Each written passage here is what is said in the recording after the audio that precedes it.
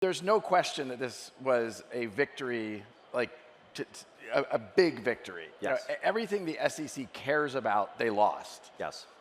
A freight train was driven through Gensler's argument that all these are securities. Well, now we very clearly have a federal judge saying XRP is not a security. And look, I know we've talked about this, but I'll remind people, when we first got sued, which was almost 3 years ago, a lot in the industry were like, oh, Ripple's different, XRP's different. And we said at the time, like, this is an attack on the whole industry. Yep. And I think we finally have come around to realize that. And I think we fought it on behalf of the whole industry.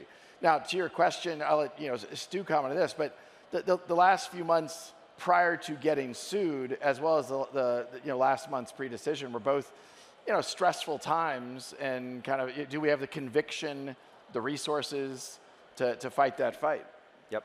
Yeah, I mean, when I look at social media and when they talk about the case, they get most of it right. One thing that they consistently got wrong is they always predicted that a settlement was a week away or 2 weeks away. We always been clear, and we were clear with the SEC before they sued us. After they sued us, we really didn't, discuss settlement much. This case could have settled and always would have settled if the SEC would have acknowledged that the digital asset XRP is not in and of itself a security. And they didn't want to give that up. And they didn't want to give that up because they're pursuing this regulation by enforcement, this policy goal that there's something in the law called a crypto asset security, and there's nothing in the law that constitutes a crypto asset security. And that's what this fight was about, and that's what we won. And we won it, as Brad said, not only on our own behalf, but on behalf of the entire industry. I assume that you're not surprised that they didn't just roll over and accept the decision, but we talked about the 3 months before. What's the 3 months after this decision look like, and where do you envision this going? Because just based on what we know about certain individual that's at the helm of the SEC, it doesn't seem like he's going to change his tune until his term expires. I'll comment at the beginning here. Look, I think between the decision the judge made about the Ripple case, as well as more recently the Grayscale case, yep. The federal government, you have judges in the federal government describing the SEC's behavior, and these are quotes, as arbitrary and capricious. Just sounds great. In the Ripple case, there was a judge's decision who said in a written decision that the SEC is not following, quote, a faithful allegiance to the law. Like, these are damning statements. There was one other line in there. It's like, basically this doesn't make any sense. Yeah, for lack of a better term, those, yeah. And so what I find most surprising, kind of to your question, so now we have two, really credibility eroding events to a U.S. institution and the SEC. And then you have Gary Gensler, the chair, went before Congress last week. This is, I think, last Wednesday, and he doubled down. It's almost like, okay, we're going to ignore everything that's happening out here. We're going to ignore that we'd be called arbitrary. We're going to ignore that we've been called capricious. And we're going to continue to say they're all securities. They're all centralized. And it's almost just like this, a Twilight Zone moment of what is going on? Like, what's he having for breakfast that I'm not? Yeah. Because in the real world that I'm living in, whatever Elizabeth Warren's put in his Cheerios, so. But the real world I'm living in, the judges, and thankfully we have a judicial process. It can be slow, and it took 3 years and well over $100 million. But look, we got to a better outcome, and I think that's going to be an important, as you said, precedent for the whole industry. Yeah, I mean, we talk about the Howey test, and I think what our case exposed is the SEC was never really applying the Howey test. And in their prior cases, look, they settle a lot of cases and they like to wave those around as victories. Those aren't victories. That's just, they have too much leverage and people can't afford to fight them, so they pocket that.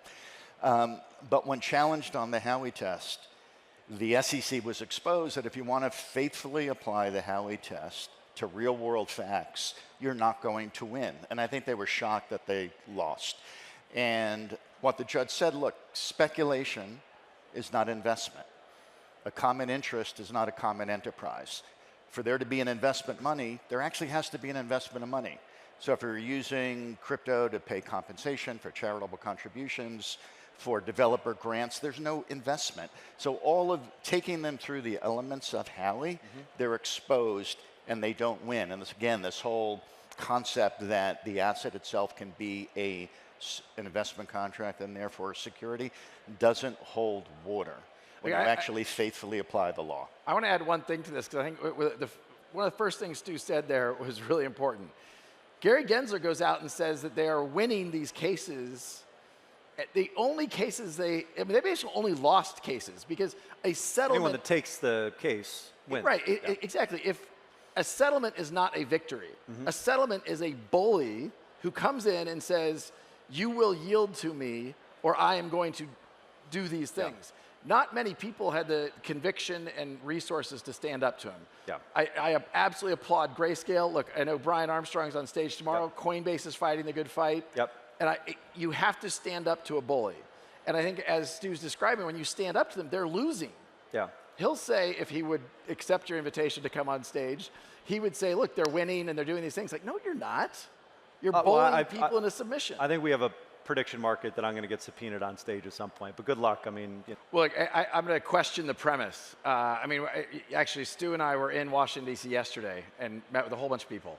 One of the things we hear consistently is how many of our elected officials think the SEC is overreaching. They think Gary Gensler is not following a faithful allegiance to the law. And not just Republicans either. No, it isn't just Republicans. And this should be a fully bipartisan issue. Like, this is not about R's or D's. This is about, what does the law say? And as Stu articulated, are they actually following that? What I think the SEC, and I'll say Gary Gensler particularly, he's pursuing power. He's pursuing politics. He's not pursuing sound policy. And I think we have a lot of elected officials that we've been thanked for fighting the SEC. I mean, look, there were even elected officials who tweeted after. Even I have thanked you for fighting the SEC. I mean, that's a rare event. Like, that is a rare event. But look, even elected officials, when we won the case, elected officials tweeted out, like, this is awesome, this is amazing. And it's because I think they see agencies who are overstepping, who are bullying companies into submission. And so, anyway, I'm kind of questioning the premise of I think yesterday particularly, because this is the first time I'd been there since we'd won the case, that like, we were very welcomed and kind of thanked for kind of fighting that fight. And look, I think that the tide has turned, and I think more judges are going to see that other judges are challenging the SEC's dominance, if you will, and we've given permission for people to, like, go fight the fight. Here's the roadmap. I mean, even Coinbase, which, again, I give them huge credit, but you look at it, they're following the Ripple roadmap of, like, here's how to win the case against the SEC. Can you engage with the SEC, or are you just in this perpetual holding pattern? Right? Can you basically have conversations with, like, some wings of the SEC, but then fight them in court over here? Like, what does that relationship look like? Because you can't just not have a relationship with one of the key financial regulators. So look, I think under this leadership, under Gary Gensler, our engagement with the SEC is going to be through the litigation and through the court process, unfortunately. I mean, look, the way I was raised as a lawyer, and I practiced here, in New York City for my entire career until I joined Ripple, the way I was raised and the way I was taught is, you don't fight the regulator. And the regulator's going to push hard. The regulator's going to use all the leverage that they can. They'll take it right up to the line, but they won't cross the line. With this administration, they've crossed the line. Everything that Brad talked about earlier, no faithful allegiance to the law, acting arbitrarily and capriciously. And we have the legal precedent that we created, which is very important for other litigants who are facing the SEC in this space. But from a policy perspective, what we're starting to hear now is the recognition from policy, from congressmen and senators, that the SEC is not infallible. That when Gary Gensler spews his talking points, that they can now question them because he's lost. And you may not see that at the top. Maybe you see that some of the hearings, some of the, you'll see some of the senators sitting hard, but behind the scenes, it's like, Gary, what you've been telling us for the past 2.5, 3 years, it doesn't appear to be true, and there's a huge value to that. Not only does it not appear to be true, but to your point, Brad, if you read the opinions, they're not split decisions. No, they're but scathing. The Coinbase, So, there's been some yeah. early skirmishes with Coinbase. I mean, that judge is calling Not happening, bullshit yeah. on the SEC. It's just like, An wow. Obama appointed judge too, by the way. Yeah, I mean, by the way, again, this isn't a D versus R Yeah. thing. It's a broad recognition. Look, there's one thing that I would add to what Stu said. I was in Asia last week also, and I was asked by entrepreneurs privately, like, advice. How do you handle this? Do not assume they are a ethical actor. It's kind of the come in and register, come in and talk to us. We came in, we were transparent. I went in, the first 2 meetings I had, there were no lawyers in the room. They used that information, and they're not. That was before acting, Stu was on your team to tell you that actually is differently, true. right? Yeah. Well, I interviewed him the day that one of the days that I was meeting with the SEC. But anyway, that was a long time ago. Look, you have to kind of go in with the assumption that they are not good actors, which is a really, really sad reality, because that's not how I went in. I'm kind of like, look, we have nothing to hide. We're being totally transparent about what we're doing. We have lots of meetings. It's like, I'm telling you what I'm doing for years, and then you sue me years later saying what I was doing was not okay when you didn't tell me that. It's just like that. The sad thing for me as a U.S. citizen is it erodes credibility and confidence in the system. They're supposed to be helping, to your point, the mission of protect investors, orderly markets. I can't remember the third one, but like, what happened? In our case, you had 75,000 people. No one can remember the third one. It's capital formation. That's Capital the reason that formation, New York is the epicenter of the financial world, and we don't do fucking capital formation anymore in this country. So, But anyway, the other thing I'll save that for my fireside at the end of the day with Vivek. The other thing like we talk about is the Gary Gensler of the SEC, and one thing we can't lose here is that under this administration, there's real institutional and reputational damage being done to the Securities and Exchange Commission. And there's a lot of good faith actors that work in the SEC. There's a lot of full-time employees, not political appointees. But when Gary goes, the damage that he has done to this organization is going to last for years and years. And I think we've given permission not only to our industry, but to TradFi, that they can challenge the SEC.